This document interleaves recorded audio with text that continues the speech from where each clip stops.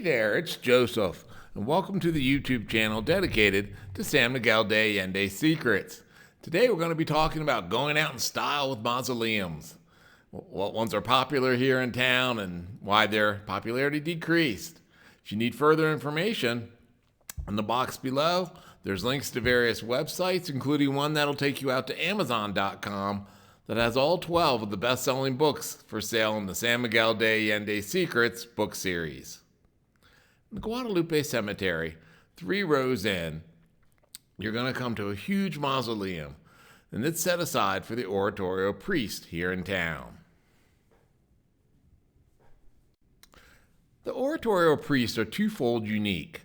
If you become an oratorio priest, it means that you're going to be a parish priest here in San Miguel for the rest of your life. There's no moving up, there's no moving around.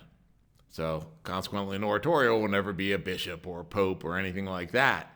They dedicated their life to the people here in San Miguel, so it makes a certain sense that they've got the nicest mausoleum here in town.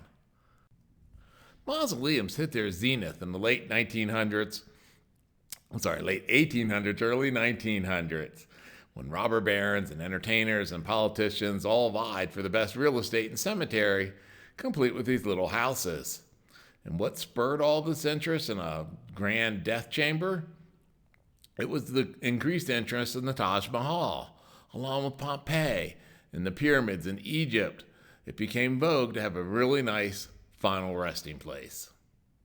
Also, that's when the word cemetery came into play, which came from the Greek word for sleeping chamber, which is a far more romantic word for a cemetery. And there used to be park-like settings that people came out on the weekends to just enjoy some time with dead family members. What killed off the popularity of mausoleums? It was sort of a mixture of things. The Great Depression came into play, along with the onslaught of death taxes. Suddenly people didn't have as much money to build a nice, great mausoleum for their loved ones. Also, as the population became more spread out, lots of folks just didn't want to be buried with people they never knew in a city that they've never been. Still, there's a fascination with mausoleums, like a dollhouse. There's just something intrinsically interesting about a little house for people that don't need a bathroom or a kitchen. Whereas Franklin Lloyd Wright often joked he loved designing mausoleums because it didn't matter about electrical or plumbing.